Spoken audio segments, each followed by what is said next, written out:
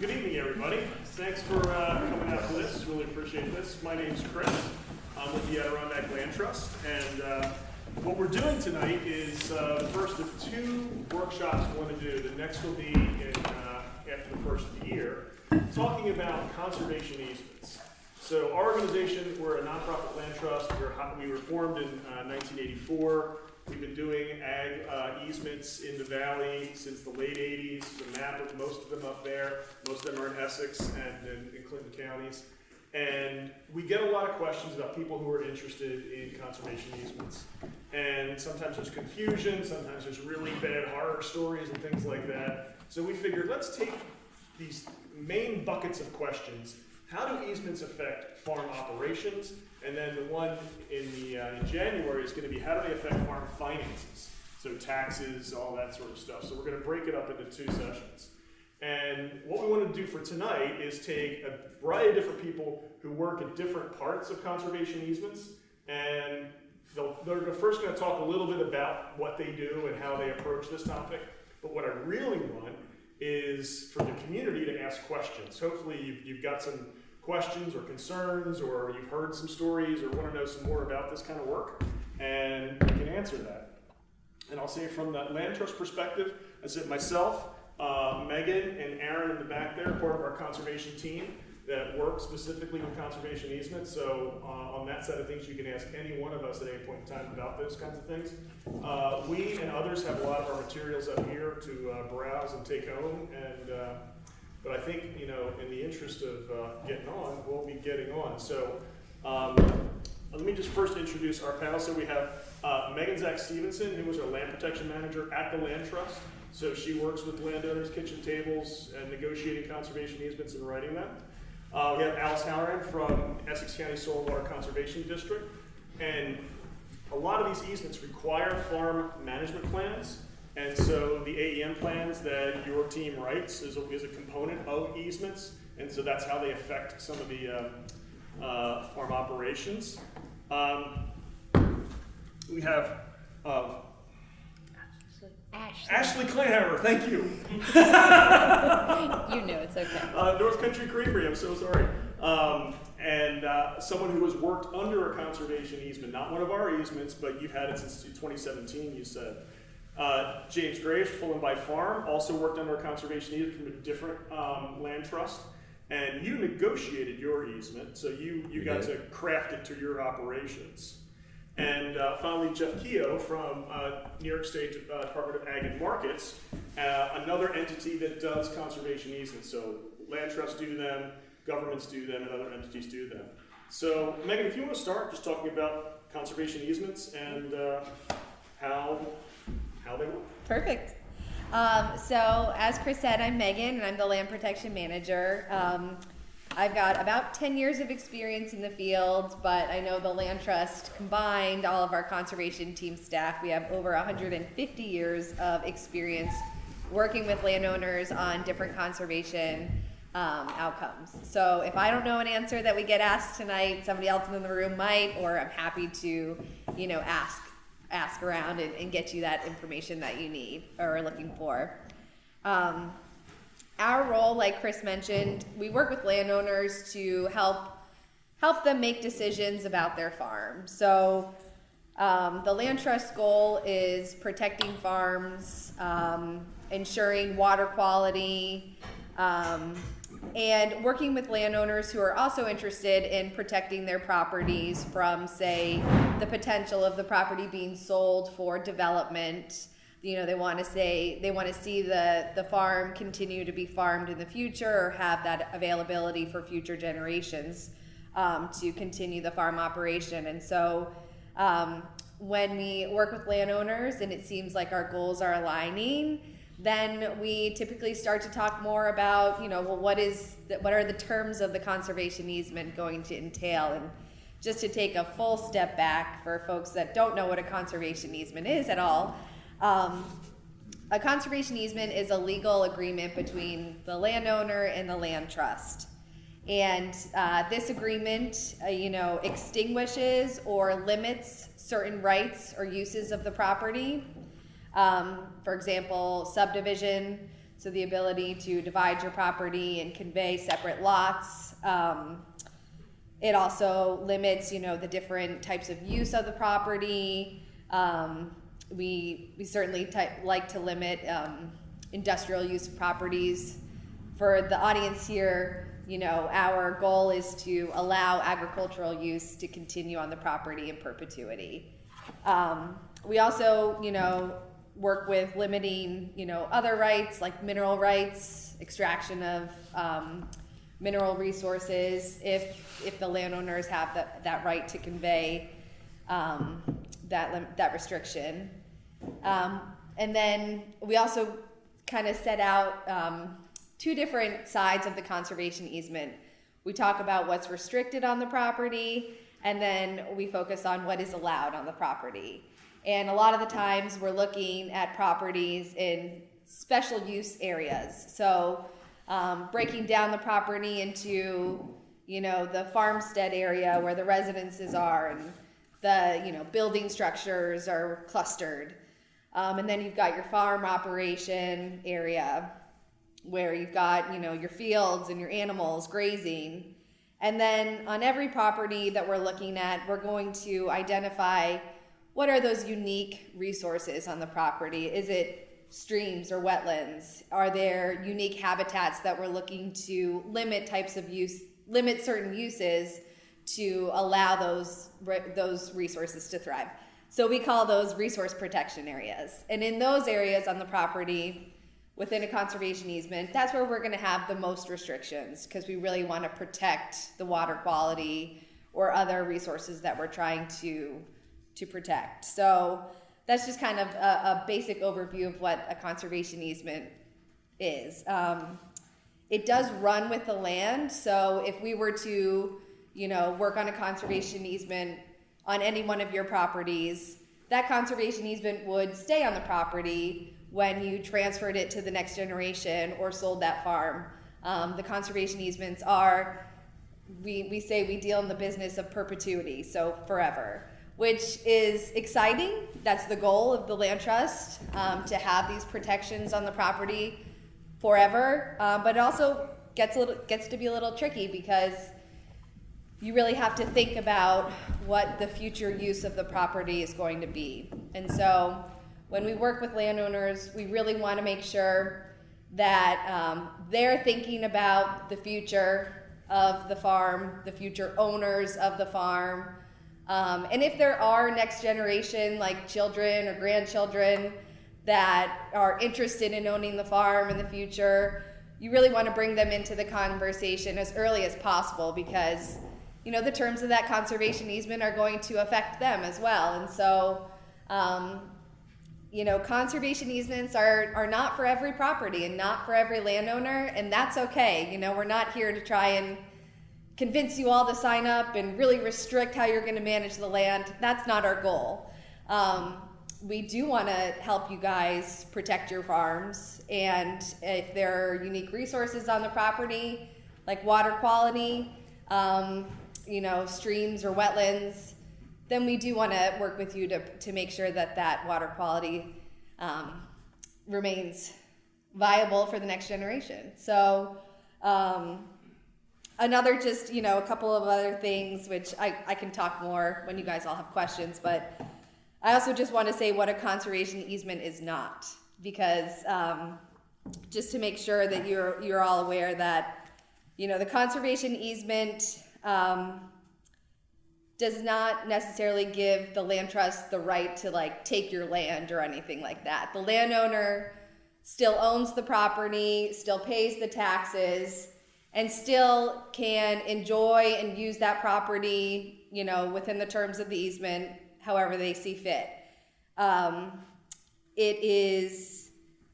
We do have the right to come on the property and monitor the terms of the conservation easement once a year. We'll come out and just make sure that, where we restricted certain activity, it's being, restricted, and where we say, certain buildings shouldn't be, built. We know that they aren't being built in those certain areas. And so we do come out once a year and talk with the landowners, walk the land, and just make sure that that agreement is being upheld.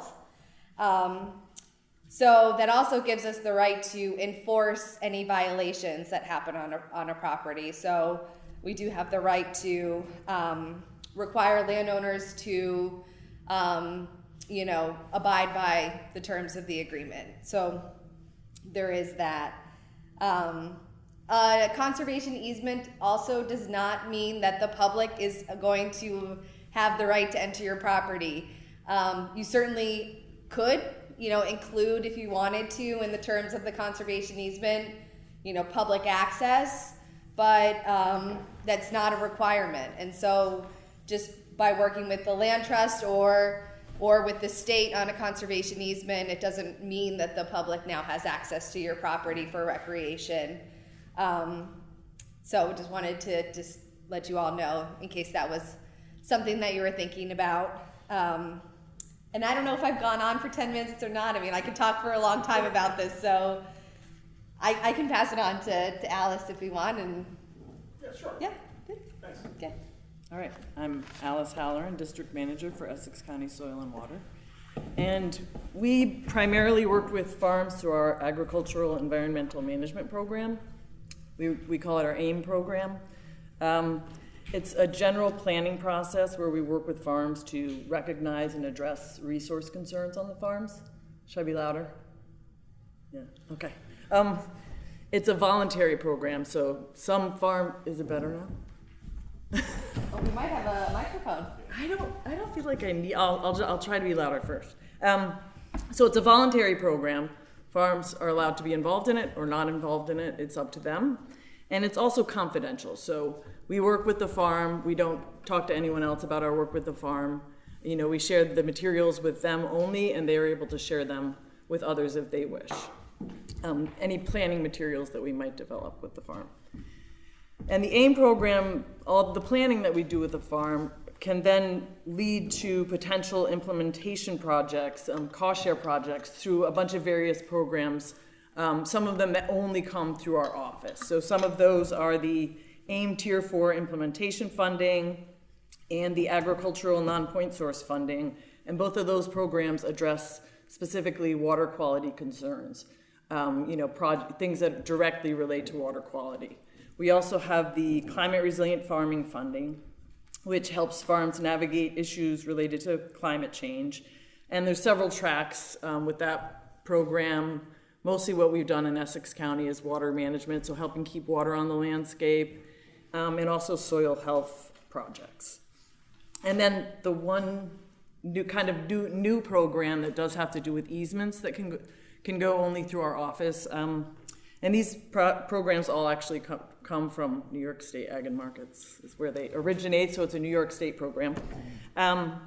Is the Source Water Buffer program, which is probably why Chris invited me, because in truth, I don't know very much about easements at all. But that program does provide for easements, but we have to work with someone who will hold easements, so we happen to be working with the Adirondack Land Trust on that. So they're going to do all the easement work, and we're going to do help with the BMP work, and we hold the actual funding grant for that. So we don't hold easements at Essex County Soil and Water Conservation District. I think conservation districts throughout the state are allowed to within district law, but our board has decided that, that at this point we don't do that. There's plenty of other organizations that do. So we concentrate on a million other things. We don't really necessarily promote easements to farms. We're just, our main concerns are water quality and soil health, so that's what we're out there helping the farm with. But if something comes along like this program and people are interested and it's something that can come through our office, then I guess that's where we are today. We're doing it. That's basically it. I mean, if we're asked about easements by a farm, we don't know a lot about them, so we would just direct them to, look at all their options, talk to their family, think very carefully about, is it the right thing for them, and, look to all their resources. And, we'll help them with a bunch of other things like planning and water quality and stuff like that. And that's it. I may have rushed through it. I think one of the main things that I have definitely noticed is that you don't require an easement to be a good steward of the land. It's a tool that can be used by farms, and it's a choice for some people, but I mean, there are a lot of great stewards of the land who've been protecting it for years without them, but it also is a viable tool for people. I'm Ashley from North Country Creamery. In 2012, I approached the previous owner of Clovermead Farm to say, I would like to lease your land. And he said, great, I've been trying to sell it for a long time, but I'll lease it to you. It's like, great. And then late 2012, he was like, I actually want to sell the land. And I was like, oh, I don't want to buy a farm. That's too scary. I'll pass. And then, magically, the Open Space Institute came along with this super amazing program where they bought the farm from the previous owner, and then I was able to lease it for 5 years in a lease-to-own agreement, and it came with a conservation easement. That's why I'm here.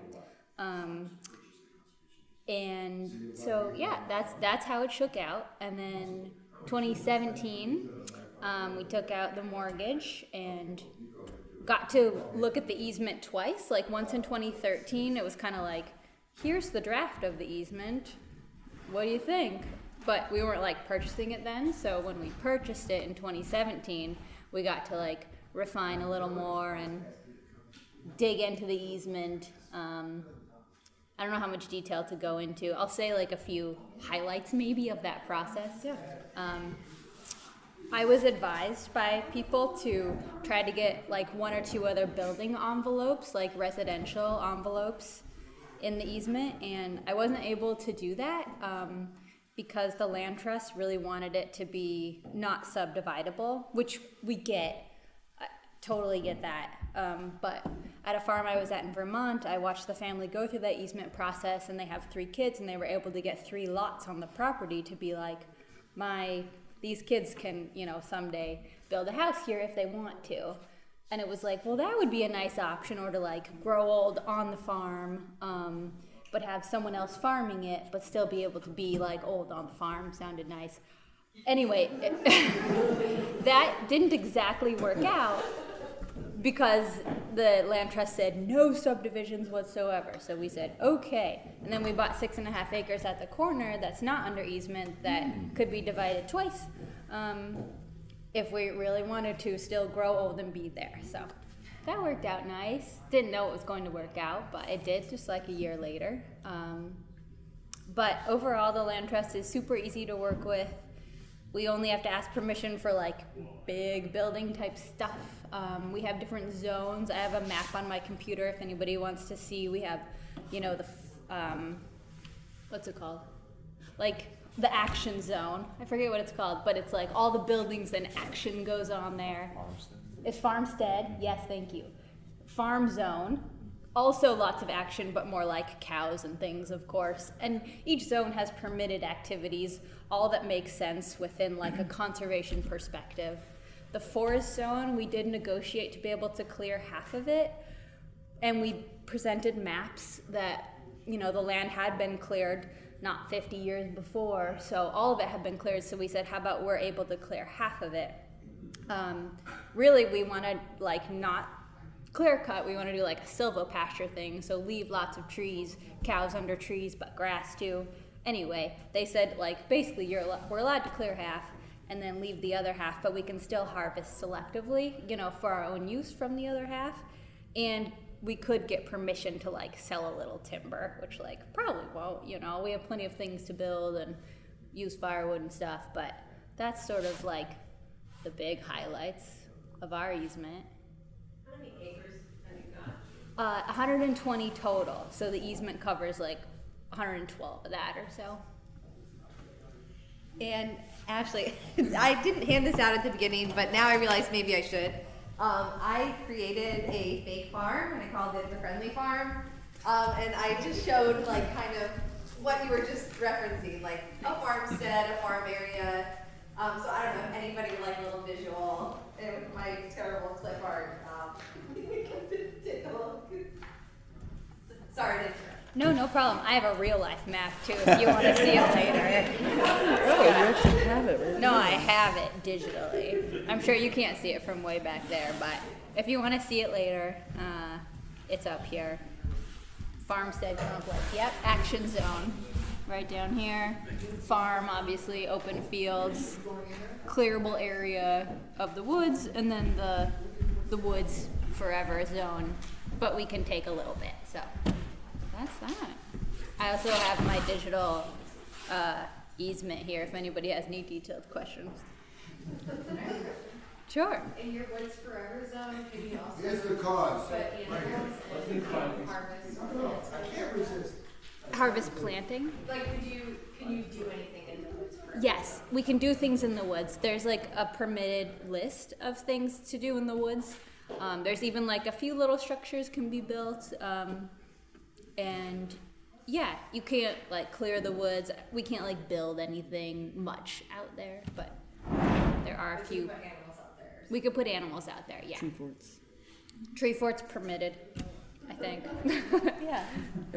And do you have any water features on your property? We do like way down. We have like 20 feet of mud brook and this like little tip way down here.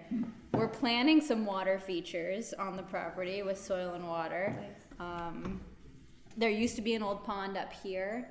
My lawyer, when he was a kid, he used to ice skate up there. So it's not that long ago again when like this was more farmy. And yeah, that pond sounded really nice. So gonna do some more ponding. Yeah. Any other questions for me right now? So how much of the is actual farmland and how much is this forest management area? We got 53 acres of farm area, 6 acres farmstead complex action zone. The total woods 56 and 18. I thought it was more like 60, but maybe that's more like 70. And then our 6.5 acres of whatever we want to do is at this corner right here. So that's nice. We can grow old right here, build another little house. If we want. Not gonna Did you find any downsides of the whole concept of the? No, it took $100,000 off of our purchase price, so that was obviously really nice. Much less of a mortgage to start with, so since it's mostly what we want to do anyways, and good deal, it's just the stars aligned. I think it's like not for everyone, if you really want to like do a lot of things in your woods, I guess, or like not have to ask permission for things, or we're putting in a solar install in the farm area this year, and we had to make sure that it was okay and that it was within, it's only to cover our electricity use. We can't do more than that. I mean, that's fine. All things that are like quite reasonable of what they ask. So did you know all this stuff going in, or did you have to rely on your lawyer, your accountant? What was your brain trust to help you understand what is going on, and that the future may reveal other things, right, as time goes on? I think it was, the lawyer was helpful for sure. Had some suggestions, and then he tried to get me that, other grow old building envelope in the property. It didn't work out. He didn't charge me for those hours, so that was nice of him. But I was kind of like guided by other, folks, people, in the area who had done it before me, got to talk to my friends, and then other people had advice, nice nuggets. So it was definitely more trial by fire, I guess. And yeah, working for a farmer in Vermont who conserved the family farm while I was there. I got to kind of like hear about that, and I was like, yeah, I think that's up my alley, So in all the ways that you wanted to amend the relationship, has it been constrictive, or have you actually been able to open things up that you wanted to do that weren't obviously in place from the beginning? With the easement, you're talking specifically. It's not been constrictive, I'd say. We haven't wanted to do a lot, honestly, like building wise. This is our 9th, 10th year. We really haven't built a lot of stuff, so mostly did like changes inside of buildings, and it was already set up as a creamery before we started, so we've actually expanded a good bit, but in little ways that it's harder to tell.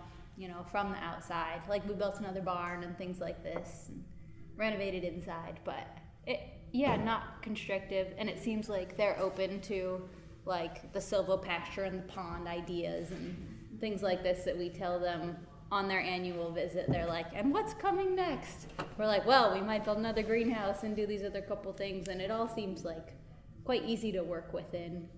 So does the easement have control over interior spaces or just exteriors and footprints? Mostly exterior. I don't think I could like start a movie theater or something, or like, I don't know, maybe we could. Yeah, like there's no like, not supposed to have big lights outside or anything, which, why would we? But unless we were like trying to be a drive-in movie or something again, but yeah, pretty easy. So in 2013, when you had like the original version of the easement, did you, besides trying to put the like building things on it, did you change it much or want to change it much? I think I was time? so overwhelmed at that stage Yeah. in life. I was like, whatever. And they were like, it's okay.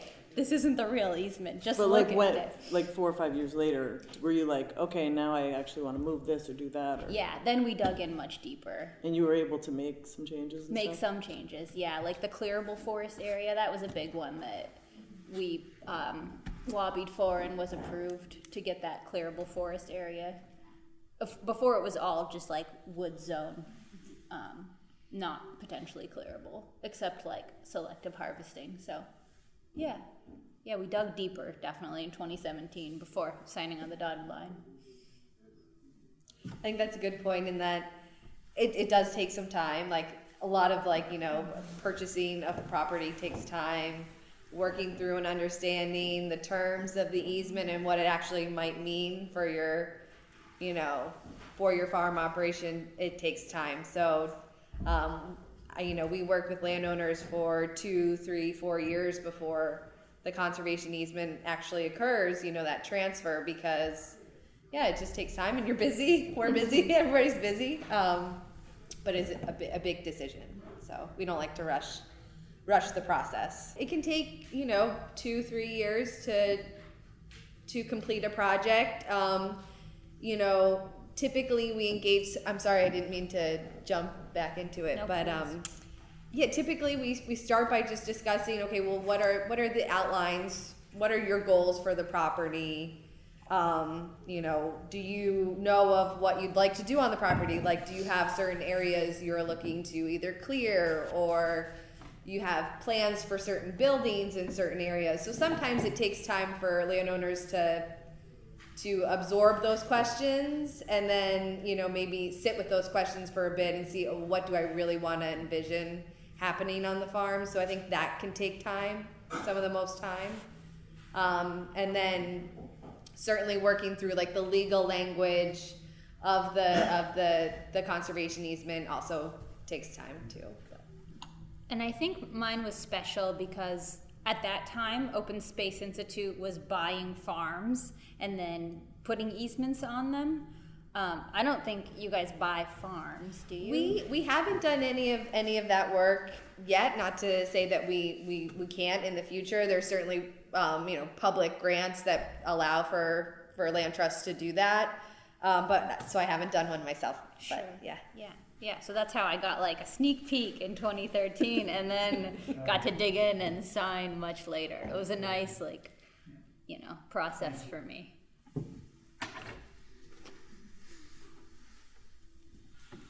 I have a lot of questions. I've been piecing together exactly why I'm here and why I'm trying to learn from you.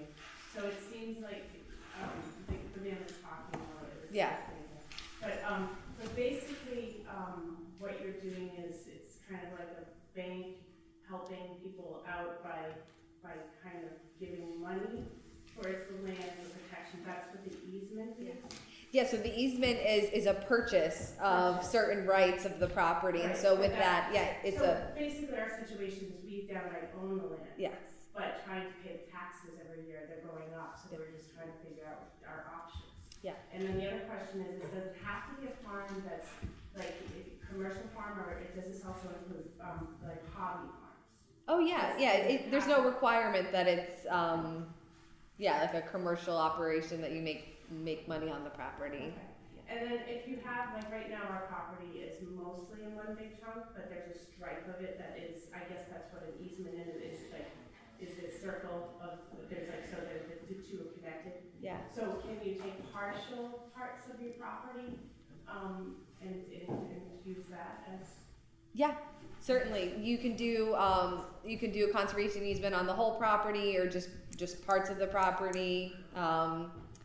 Yeah, it's kind of, that's another thing. It's everyone's unique. So every property's unique, every landowner's situation's unique, and so it really, takes time to just dig into those details a little bit with land. But it's case by case basis for sure. Okay, thank you. Yeah. Thank you. Do you want me to chime in with my Yeah, little why don't introduction? you? Yeah. Then Perfect. we can do more Q&A. James Graves, like Chris said, of Full and By Farm, just 3 miles down the road here. My business partner Sarah and I entered into a conservation easement in 2010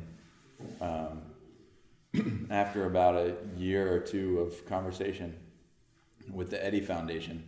The Eddy Foundation, when we moved, or when we decided that we were looking for farmland in Essex, we kind of just had our feelers out, and it was there's a parcel that the Eddy Foundation owned that included the Beaufort Mountain, like almost 500 acres. But we became aware of the adjacent, the farmland that's a piece of that they would be interested in subdividing to the right buyer. And so it was a long process just for us to even come to term, to decide that we wanted that we were interested in that property, and then a much longer process,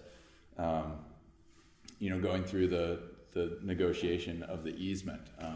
I think both parties knew, right? Well, I think it was a stipulation of selling for the Eddy Foundation, and we knew right at the outset that was something we were willing and interested in pursuing. There wasn't any question about that. But then once you start negotiating the details of the easement is when, like Ashley, we'd never done this before, and we really weren't being advised by too many people. It was mostly like Sarah and I talking about it, and then, I don't know, we'd throw around ideas with family or friends maybe, but we didn't know anybody that had done this. We hadn't worked on a farm that had a conservation easement to our knowledge. But at any rate, so there was just a lot of reading through this. Ours is approximately 20 pages maybe in the end, reading through it. The Eddy Foundation was a board of 3 people. And so, we'd have our, points that we'd like to negotiate differently, and the wording of, and then we'd, arrange a meeting, and then, a month or 2 later, we'd manage to all get together and talk about it again. And there was some back and forth, and, at the time it seemed like it took forever, but, hearing some other numbers that people are throwing around, maybe a year actually wasn't that long. That's quick. But nonetheless, you get pretty well acquainted with the document when you read it a few times over the course of a year. Just a little more broadly about our farm, we're roughly the same size as Ashley and Stephen. It's 105, 108 acres, depending on who you ask. The land that we purchased was a subdivision, like I said, of this larger parcel, and so it's primarily fields. I think we came to the number of roughly 70 acres of tillable land within that. The majority of that is just hay fields and pasture. We kind of knew at the beginning, and when we were in conversation with the Eddy Foundation, what we wanted to do. We already had our goals in mind for the kind of farm we wanted to run, and so I think that made it easier for both parties.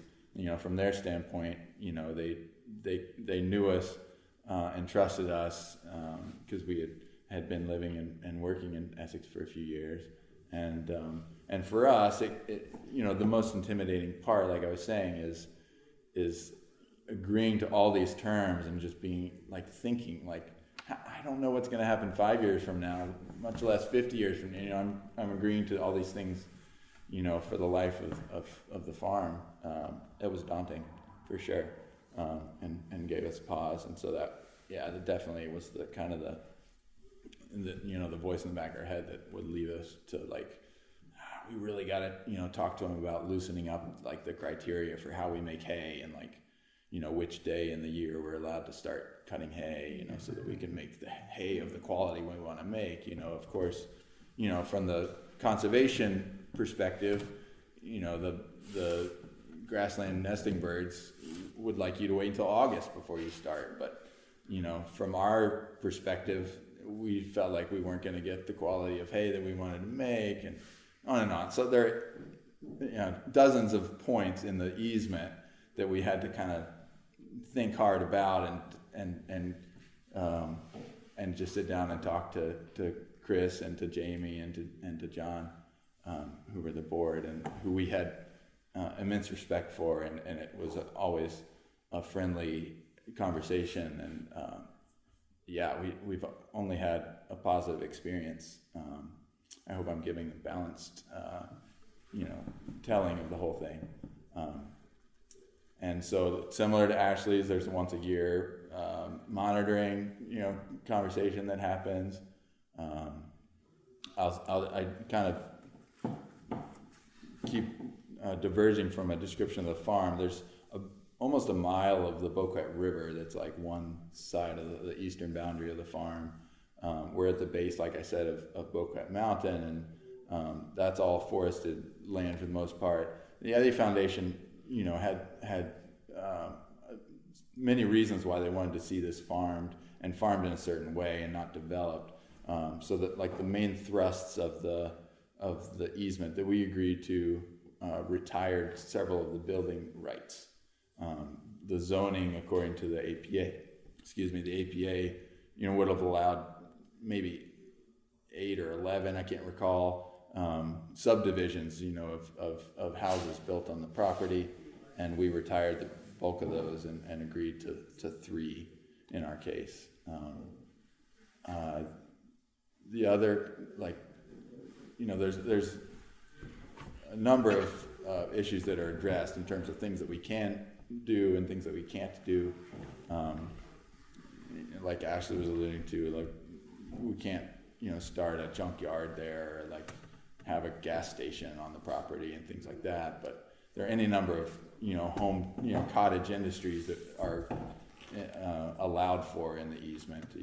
If we wanted to start, as long as it's associated to agriculture, then that's allowed. Like we could have tractor repair or something, as long as it's, someone who's living on the farm running this business, for example.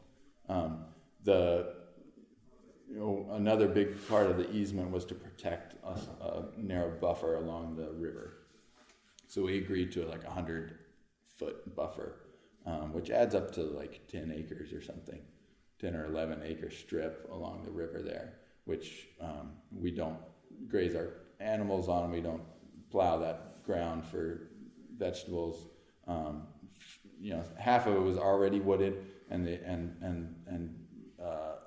a lot of the remainder that was not, we're allowing to return to just natural succession, and trees and will come in. There's another, like what's called a blue line stream that crosses the property that has a slightly less strict protection, but it also shows up in the easement in terms of how close we can encroach on it with our various our management of the farm. Trying to think if there's any other highlights. I keep looking at Chris because Chris was the principal force within the Eddy Foundation that was putting together the easement. And correct me if I'm wrong, but was it the first conservation easement that Eddy had sold on a property, or that had acquired on a property? I don't think so. I think there were a couple others. There were some before it. Yeah. Was it the first agricultural one? Kind of felt like we I think it were was the first one that guinea pigs. really farming land. Mm-hmm. So, yeah. This is the first one that, like I said, somebody was actually farming it and Yeah. had some real agricultural ideas and goals and visions. Mm-hmm. Maybe I'll leave it there and questions or pass it off to Jeff for an intro. Sure, thank you. So I'm an agricultural protection planner. I'm pretty sure I made that up. But what I do is I administer the agricultural districts program, which is 9 million plus acres across New York State. More than 2/3 are in active agriculture. What does that do? That is the statewide right to farm law. It protects farm operations from unreasonable restrictions that can emanate from zoning. 50 years ago, DEC recognized that there was unchecked suburban development that was eating into farmland at a rate that was difficult to measure. If you go back about 100 years when we adopted zoning, farmland was so ubiquitous that it was essentially every town 100 years ago still had the opportunity to become, the next Chicago or something. So it was basically land to be developed. They looked at their township, they said residential looks good here, industrial looks good. Agriculture's largely left out, especially in the Hudson Valley and your urban corridors. So I protect agriculture from unreasonable local laws. But all of this stuff ties in together. The original intention of conservation easements, they started in the northeast of the country, was look, don't touch, right? They're largely preservation tools. The conservation purpose was originally open space protection or water quality or something like that. It's only maybe since the 1970s, maybe late 1970s, did local units of government and organizations begin to recognize the conservation values of agriculture, productive agriculture. Somewhere in the New York State Constitution, it recognizes prime soils as a non-renewable resource to be protected. Now, because towns have home rule authority, they can choose where, when, how, and how much they want to protect that non-renewable resource. I think Long Island, Suffolk County, embraced one of the first public purchase of development right or conservation easement programs for farmland protection. So there's something unique though when we talk about farmland protection. It is protecting a working landscape because of its contributions to local economies, to open space, to jobs.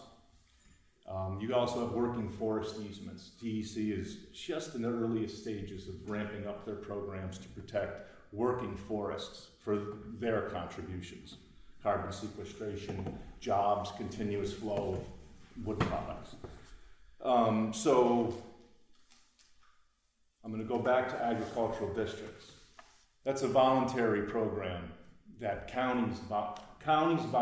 53 of New York's 62 counties have volunteered and said, yes, we want to create a countywide voluntary mechanism that protects farms, working farms, commercial farms, from unreasonable local laws.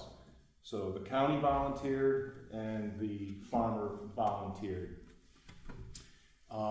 And so goes for conservation easements. You have to have a willing landowner that recognizes the conservation values of their parcel, that wrestles with the dynamics of their family, that works with an estate planner, a tax attorney, a surveyor, and the list goes on. Again, these are all voluntary though. And one more thing is that if you look on that map, I don't think any of the Department of Agriculture and Markets conservation easements have been used in this county yet. So I'm coming from a very particular place. When you talk about Eddy Foundation, Open Space Institute, Soil and Water Conservation Districts, or Adirondack Land Trust, they all have the ability to affect or impact that conservation easement document. and they all look completely different. This is Department of Ag and Markets draft conservation easement. There's also some more guidance documents related to site planning. The most important thing as you consider a conservation easement. So the final thought though is there's various cost shares about how much money, we don't hold conservation easements, Department of Agriculture and Markets. We provide funding to land trusts, districts, counties, and towns if they choose, but 99% of those conservation easements are held by land trusts because of that perpetual responsibility, because of that annual responsibility to monitor. Counties aren't very successful. The ones that have tried have largely failed, and over time they turn those over. They relinquish those development rights to the land trust. There's a few towns in the Hudson Valley that are successful, but they have to have dedicated staff and dedicated counsel to wrestle with these things that emerge. So I think the biggest thing that I'd like to demystify is that up until 2016, that's our most recent draft of the conservation easement. It's tough to say. So for instance, we have seen certain land trusts want to control the color of the barn. That's unreasonably restrictive, right? Now that's not coming from a municipality, but that's coming from a land trust with different ideals. They have that right, different ideals. If it's open space protection, if it's keeping it real or keeping it artsy, they actually specified caryovlada, right? The color of shagbark hickory was to be the color of a barn.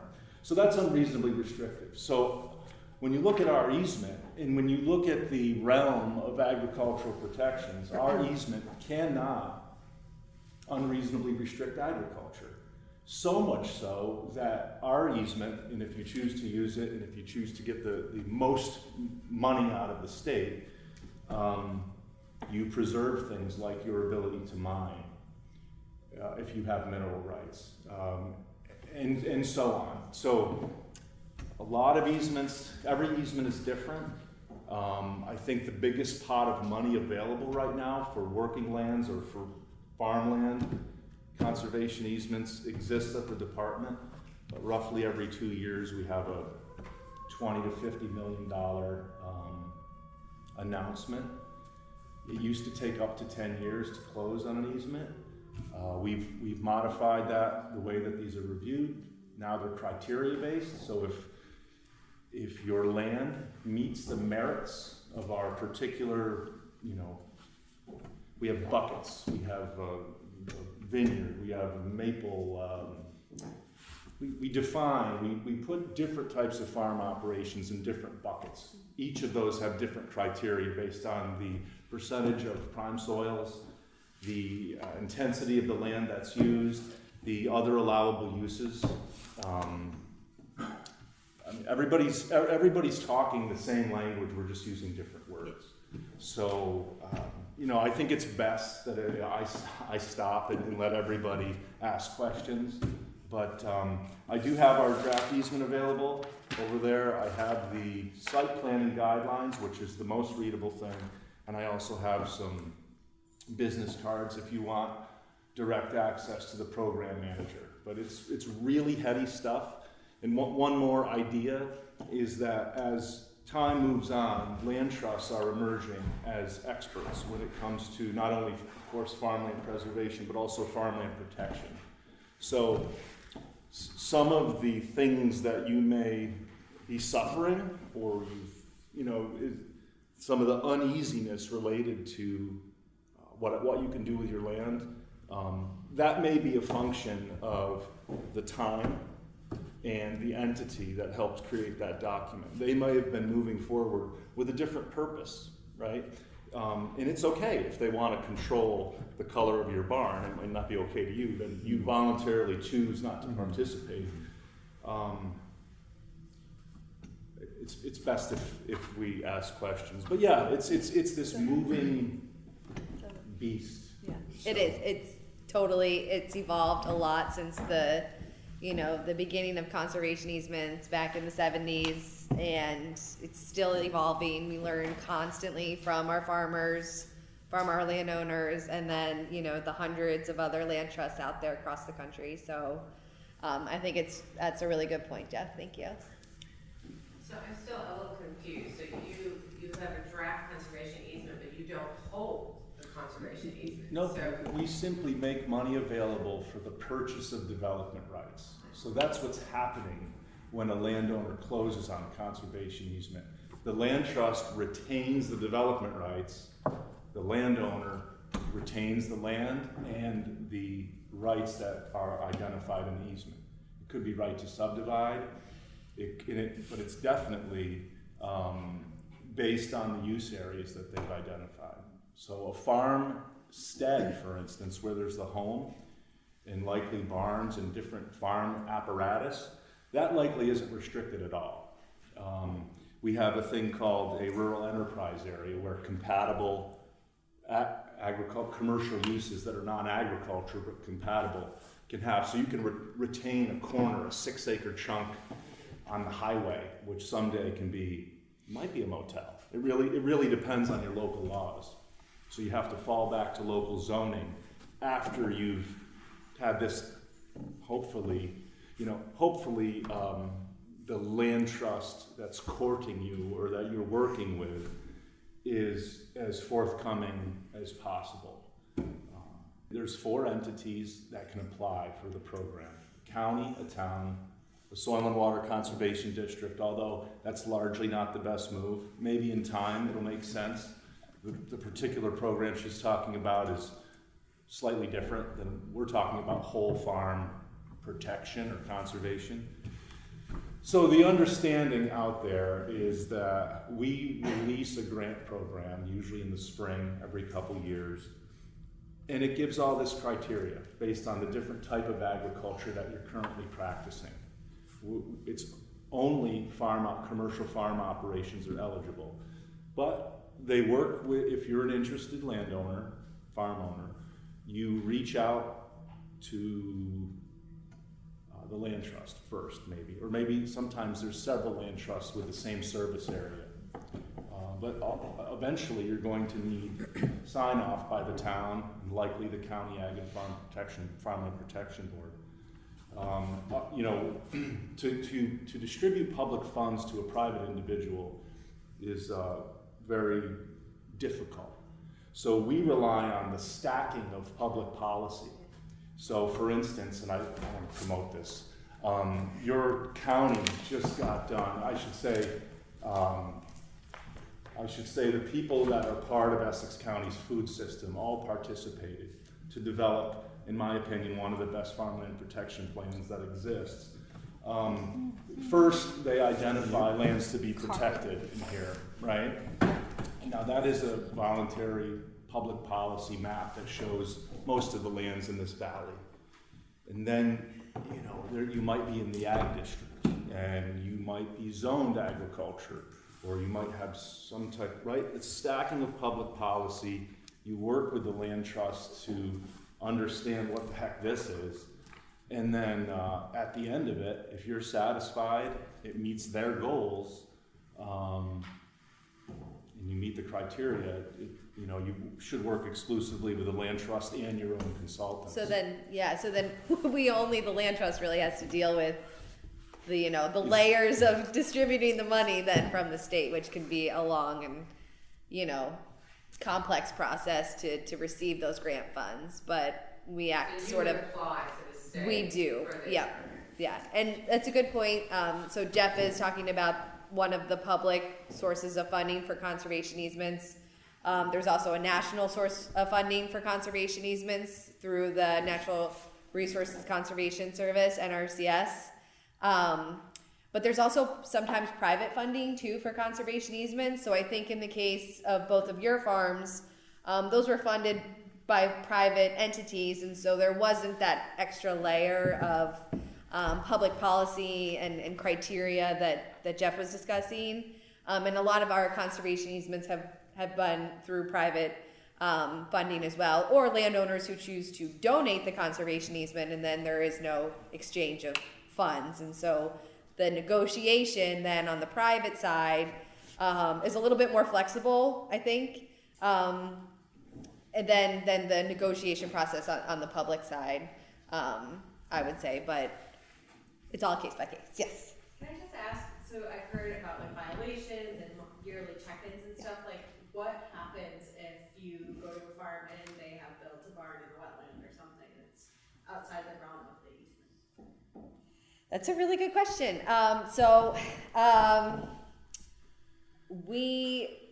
We would hope that they didn't build, right? But if they did build,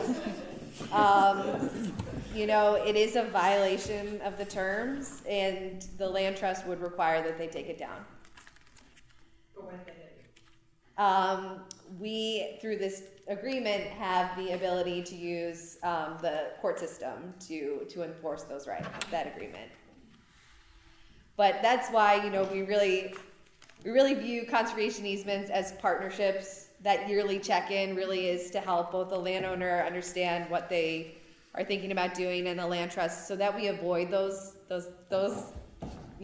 instances that have occurred, of course. But what if the land is sold? I mean, I know that it's a perpetual thing, so but then it seems to me that that's where the potential for It is, yeah. So conflict yeah, sort of arises. we have to then reestablish that relationship with the new landowner, make sure that they understand the terms of that easement on that property once they purchase it. Hopefully they know ahead of time of purchasing the property, but that's not always the case too. I know we have a question here. Oh, yeah, thank you all so much for sharing what you have. As someone looking for land, farmland, like a little bit, not hundreds of acres, I'm curious if the farmers or anyone else has like any guidance or something for someone that is looking to, like take up agriculture and maybe work within someone else's conservation easement. If that, I'm curious if there are resources or anything for people that are looking for entering into an agricultural agreement in the area. Yeah. Carly writes a comment. Yeah, I was going to say, Yes. Carly, I was do you gonna want read. to I was answer? gonna throw it to Carly. We've talked before. Okay. I don't know if there's, Yeah. do you want to talk after? But also easements are like public things, and I could send you mine if you really wanted, but you can easily get an easement. It sounds like you're looking for land though too first, maybe. Okay. If you don't have land. Yeah. Sure. But if someone else does, and it's like, maybe part of the conservation is like meeting a farmer to help conserve that farmland, are there resources that help connect people that are looking for land? Well, isn't there that website, Carly? There is a brochure. You might have heard NewYorkFarmFinder.net. Is that it? Have you heard of that resource yet? Yeah. Yeah. Okay. Yeah. So there probably should be more resources for that, and I think it's something that I know Aaron Thomas, our farmland specialist, is hoping to sort of become a liaison between landowners looking for new farmers looking for land, a resource for those community members, because conservation, like you said, is not just conservation easements. It's not just the one tool. It's kind of the holistic approach to landowners being successful in achieving their goals and finding the right support system. So Word of mouth. Yeah, That's huge. that's what I was going to So say. keep speaking up wherever you go. Yeah. I think coming to this event is a good start. Just networking a little bit. Essex is such a small, tight community that spend a couple of years here and you're going to find the place you're looking for, or it's going to find you. I have a question. Oh, go ahead, Joy. Is there a minimum number of acres per farm acreage that you conserve? So I think for the state grant programs and the federal programs, there are a minimum acreage. I'm not sure off the top of my head because, like Jeff said, there's these different buckets now that have been created. So like for for say vineyards, the acreage threshold might be less than say, just more like viable agricultural, like holistic farming. That's going to be a larger acreage threshold. Ballpark, like some minimum. Sure. I would say like 30, 40. Yeah, we have a urban well, I don't know if we have it. I don't think we have urban yeah, here. we Yeah. might not have that, but it's highly dependent on what your operation is. If you have a vineyard versus a dairy, that's really where you're. If you have a fruit farm or a nut farm or something like that, we take a look at all of the farms of a certain type, process all that data, and then come up with an equitable or fair, less than average size for farms. So all of our metrics are based on existing New York State farms. But to say, I couldn't really put a number on it. I think we may allow something as small as 13 acres, but I'm not sure what that might be. Is it published somewhere, or is it still being? So if you can find our most recent RFA, I don't know the number. I can also email it to you Yeah. if you'd like that information. You could just tell me that you're interested in seeing that last request for proposals for this grant that he's referring to. That has that whole criteria laid out in different tables for you to take a look at. Yeah, and it's subject to change, but Right. we're continuously improving that. Yeah, I'd be happy to. I'll speak to that too. Or, Sure. And then we'll take another question. or I just see a question, but What's in it for the landowner? what's in it for the landowner? So with the purchase of a conservation easement, there's an exchange of funds, and so a lot of farmers see it as an investment into their farm business. It also can reduce the value of a property. So if a landowner, and this will be the subject of our next workshop that we're going to do, really get into the financial aspects of the conservation easements, but it can lower the value of your property. So when you're, conveying your property to the next generation, the estate taxes are lowered.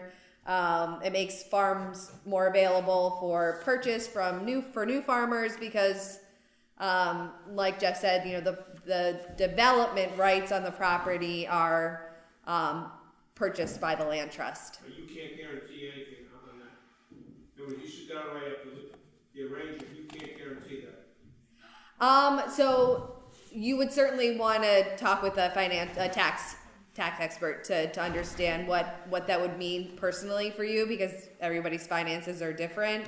And then, I mean, it is true if a property's, just sold on the open market, I know I can't necessarily, Do you do a lease arrangement?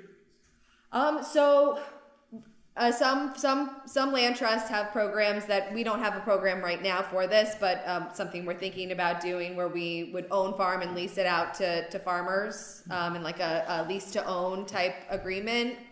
One thing that if you are leasing a property that is held under a conservation easement, your lessees are required to follow the same terms of the agreement. So that's just a lease arrangement as far as the conservation easement. Say you put a window on it 25 years. We do not do term easements. Some have in the past. Some organizations have, but we've decided, as at least the Adirondack Land Trust, is no term limits on that. Can the landowner buy it out? You cannot. But that's a really good question. Thank you. I have a question for Jeff. Are your easement programs usually fully utilized, like you spend all the money, or is there sometimes absolutely. you do every time? Yeah, it's wildly popular, and the land trusts are the lead stakeholders, and they track that very closely, and they remind us when something might be, if we define an acreage limitation on a certain type of operation, we hear from landowners, but also land trusts very, very loudly. no nut farm in New York State is going to achieve that Right. acreage or something like that. So yes, all of our money is used up as quickly as possible. Yep. And do you have guidance documents for like landowners trying to All- navigate an all easement? of it. Okay. Yes, we do, but they're cumbersome. There is a web page where there's probably 4 or 5 different guidance documents. It's not the first place to start. It's not. I would recommend to everybody who cold calls me to reach out to your extension office, land trusts that work in your region, and your soil and water conservation district. There's simply too many. There's too many things that a landowner would have to familiarize themselves with, because they would get scared. It starts off with the word whereas, and it just keeps going and going. It's not the best place to start. And when you reach out, it's just that. It's just the beginning of a conversation. There's no, agreements up front. I talk with landowners for years at a time, and it turns out it's not the right fit, and that's okay. It's all a process. So I don't want people to hesitate reaching out, just if they're curious. There's, no harm in learning more information and helping folks digest those really intense, long documents. You were going to add something? I was going to add something to Yeah. a question earlier, and I'm kind of speaking not in my area of expertise, so I'm going to maybe put it as a question. We're talking largely about agricultural conservation easements, but conservation easements are much broader than that. Like land that's not in agriculture can have a conservation easement on it. Correct. And anytime a landowner is willing to reduce the value of their property by retiring building rights, there's probably somebody that's willing to buy that. There might be. We certainly have like a set of goals that we have, so we don't just go out there purchasing, development rights on anything. It kind of has to fit our mission. Mm-hmm. And for us, speaking to your other question too about like what's the minimum size. So size sometimes matters, but also location too. So for the land trust to kind of extend our resources into protecting that property and, monitoring each year, we kind of like to see conservation happening in a concentrated area. So if a property is, on the lower acreage threshold and not really around anything else that is protected, it's kind of already surrounded by properties that have been developed. It's less of an interest to the land trust, just because we see added benefit when landowners are, in a more concentrated geographic area, protecting their land. Is your property worth more when it's adjacent to state land and has more brooks and mountains? The market has shown that, properties do tend to be more valuable on the open market when it's surrounded by protected property. Yeah. So let's say, the 50 acres that is all in one. Mm-hmm. I mean, if I went and had them rezone it, that would be the only way to let's say we carved off the whole section that contained the brook, Mm-hmm. or that goes through the mountain. Is that possible? Do people tend to be able to change their zoning before contacting you and working it with you? Changing zoning is really difficult, actually, because there's the local town, but then there's also the Adirondack Park Agency. So there's multiple layers of zoning. In some cases it's just the Adirondack Park Agency that deals with it. So we should definitely talk. Yeah. Thanks. So I think we went over time, and I really appreciate everybody. I'm happy to stay as long as you want if you want to ask more questions. Or I don't know if folks are comfortable staying for a little bit of time, or you can exchange emails if you'd like and follow up with questions. But we really thank you all for joining, and hope it was valuable for you.